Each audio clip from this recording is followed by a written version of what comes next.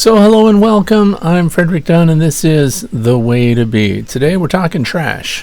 Why? Because these bees are way up in the top of this tree. They swarmed and they landed there. Now this is not a huge swarm of bees. Most of us would write it off, but we have options.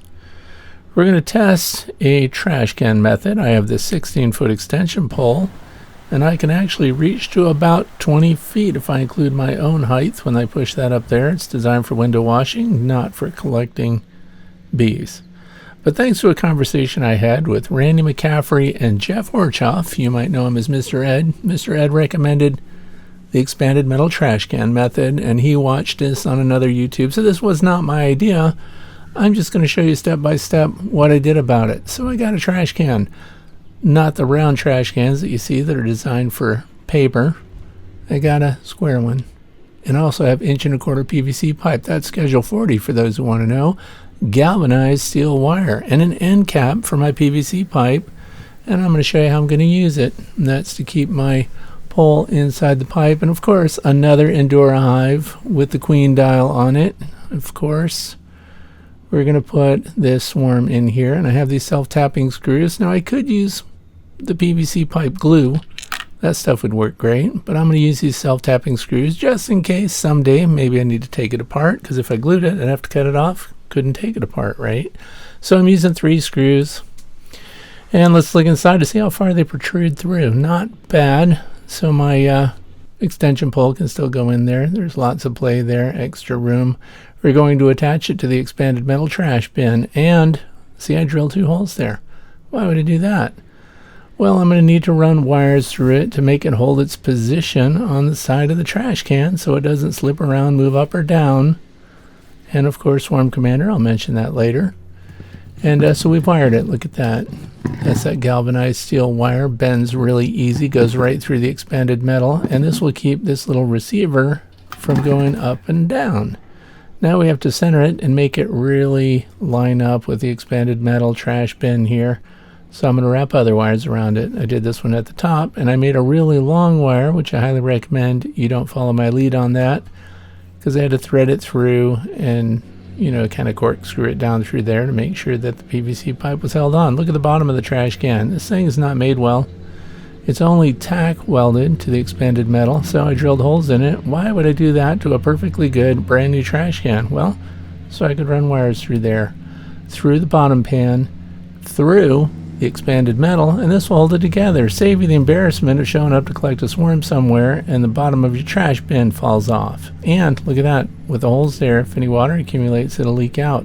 I also had to run these wires along the top rim. Why? Because I was giving a demonstration at a beekeeping breakfast one day and the top rim just fell off. So I've wired it on, and here it is on my long pole. And now you have to get yourself a frame of drawn comb, if you have it. If you don't have it, it's not the end of the world, but drawn comb that's been used for brood in the past. A tiny, tiny spritz of Swarm Commander, which you can get from the Blythewood Bee Company, down in the corner, and that's going to help them come off the branch and into your wastebasket. Just perfect. And of course, how am I videoing myself while I do this? Well, I'm not. I gave my camera to my wife, so she promised a video for me, and it actually worked out. Look, she even zoomed in so you could see me bump the tree branch that the swarm was on.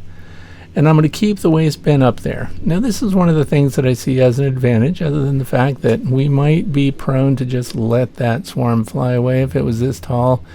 Let's face it, we're not putting a ladder up there. I do have other options. We have the Swarm Reacher, which I picked up at one of the expos. But this is something new, and this is cool. Here's why. It's expanded metal, so this is not a bucket. No great surprise there. But because it's expanded metal, once I shook them off that branch and onto my frame of drawn comb, the bees can smell this from every direction. The air just goes flying through it all over, and it gives me a chance to watch the bees' behavior around the trash bin. Because if I got the queen and she dropped into this waste can, that means the other bees should be coming off the branch and also clinging to the sides of the waste bin and going in and establishing themselves onto that comb where I expect to find the queen. And I want you to know something. This took a long time. So We did edit this video to make it shorter. My wife gets credit for standing out here because I wasn't talking to her. I was concentrating on the bees. This is very important. You must meditate, stare at the bees, and think them into your trash bin. That's what I'm doing. The other thing is I'm watching the behavior of the bees around it. If the queen, as I mentioned, is in there, then they will continue to attach themselves to the trash bin, and that's exactly what they're doing. So I estimate, that's a 17-foot pole, and it's fully extended, by the way. If you pull it out anymore, it would just fall apart. The 3 pieces come off. So I have to remind myself to mark the aluminum where maximum extension is, so I don't just pull these things apart when I'm trying to get it out to max extension. You can see that I'm holding the handle about waist height. So then we're adding a little more than 2 feet, so maybe 19, 18 feet to the top there. I highly recommend, if you can find a stronger and longer pole, that you get one. I also don't like the twist, like friction tighteners on it, because you have to hold both parts of the pole below and above, and you have to untwist and lock it. I would like to see a lever lock style. I have one that's a big, long 25-foot pole for light bulb changing. And it's fiberglass and much lighter, because guess what? You can stand here for a long time. If this pole were 25 feet long, I could just put it on the ground and stand next to it and hold it there. Now the other thing is, remember, these poles are made for washing windows. Look how flexible it is. This is why you don't come in at an extreme angle. You have to go almost straight under the swarm. And a swarm could weigh a lot more than these do. This doesn't feel very heavy. I also like this waist bin because it is really lightweight. This thing is not very big. I think it's comparable to a plastic bucket weight-wise. I added a little weight to it with my PVC pipe, but I like this, and it's not attached. I don't have to thread it to the pole. Look how flexible that is. What if I lost control and just dropped it right on the camera woman? No, I didn't do it, obviously. So now we just bring it down while it's still vertical, nice and slow. This is where lever controls to tighten and loosen the pole would be very handy. So I'm going to be looking at other things later, although this is the one and only time I've done this, just to check out to see if Jeff Horchoff knew what he was talking about. And he did. It worked. They're in there. They're also on the frame, and they're in the basket. The other thing that we cut out here when the edit was done, all the time spent just standing there with the waste bin at the top of the pole away from the tree to see if the bees would fly from the branch to the trash bin, and they were. So here we go. Now here's the reason I wanted to use the square trash bin and not the round ones, because I want to just be able to lean it right on the landing board and not have it roll off, because I'm not going to leave the handle in it all the time, and this makes management really easy when it comes time to install them, because I don't shake them in. I'm just going to put them in. Now here's the thing. My wife is doing the video, so she needed to video me taking that frame out full of bees. I looked for the queen, did not see her, and I installed it into this Indora hive, and it was missed.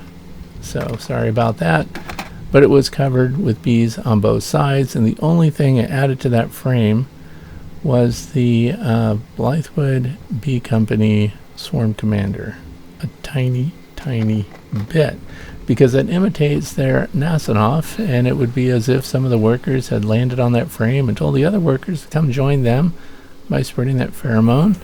It's really good stuff. Highly recommend it. So here they are going in. So this tells me that the queen must be in there on that frame, because the bees are going in pretty quick.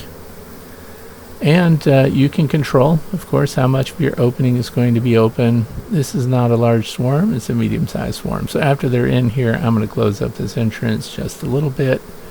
I'm not even going to leave it this wide open. Now, robbing potential is really low, because this swarm was collected in June of 2025.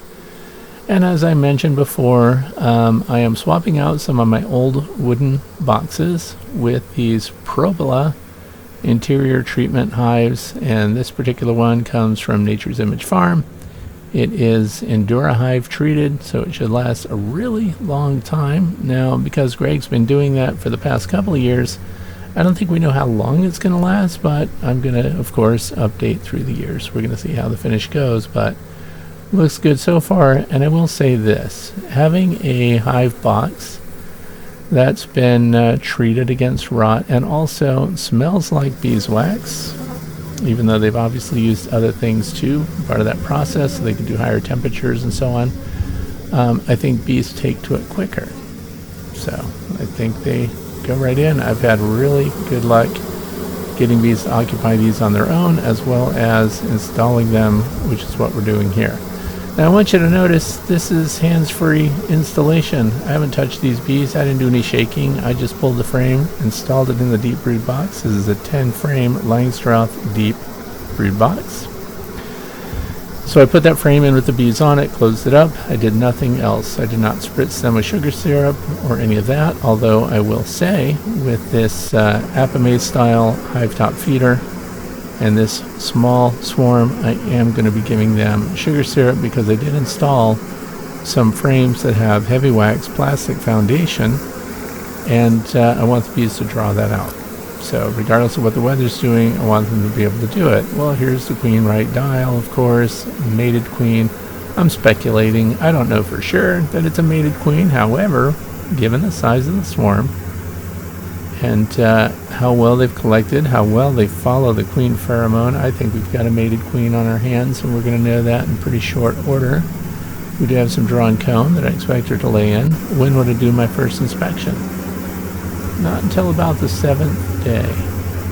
I also need to know if they might be loaded with Varroa destructor mites.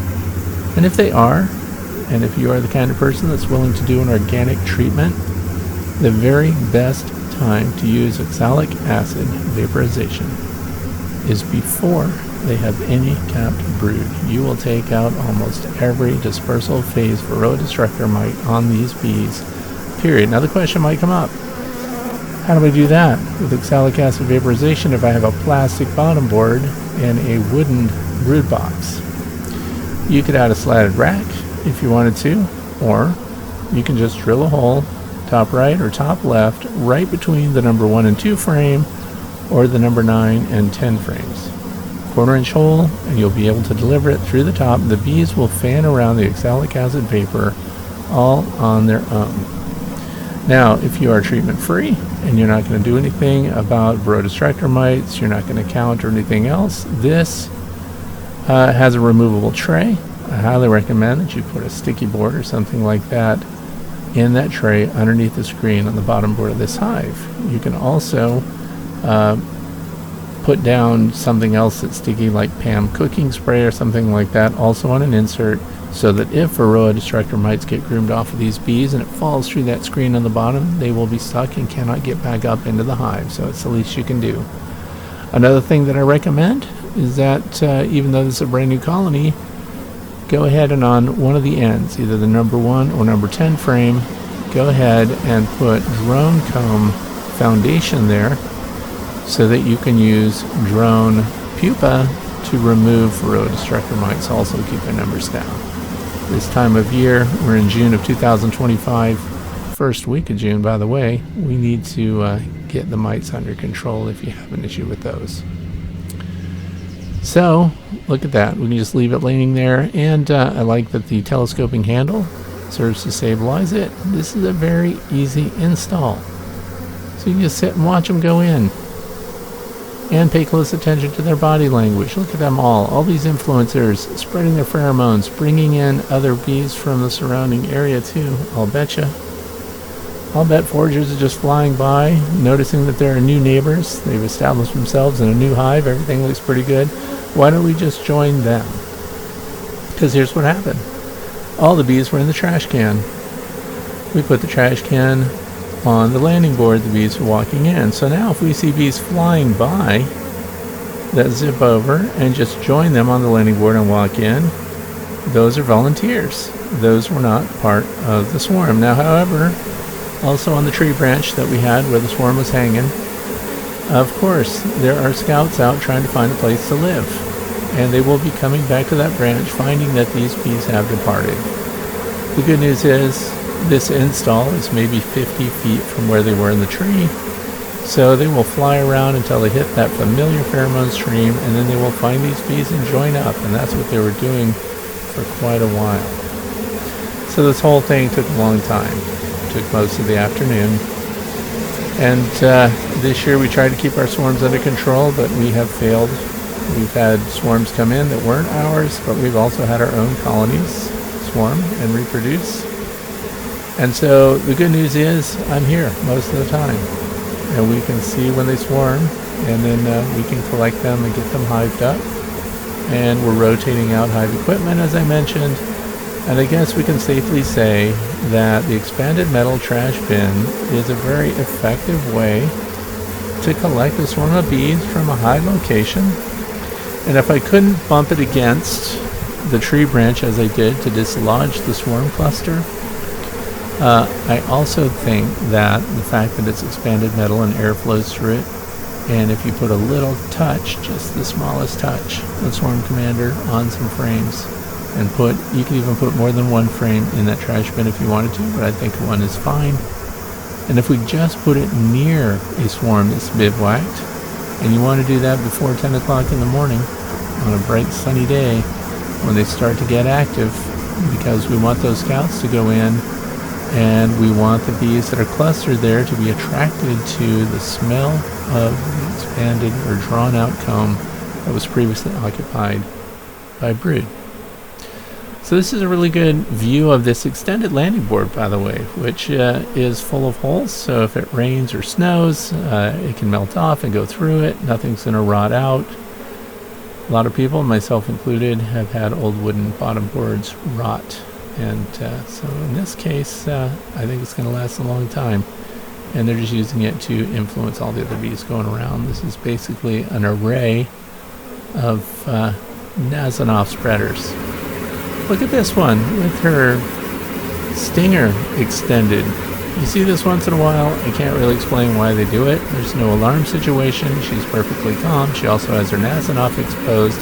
So she's like saying, come over here and I'll sting you. Thanks for watching. I hope you benefited from it. Expanded metal, trash bin, all that information will be down in the video description. Good luck with your bees. And thanks to Randy McCaffrey and Jeff Horchoff. Look for the link down below too if you want to see that interview. Have a fantastic weekend ahead.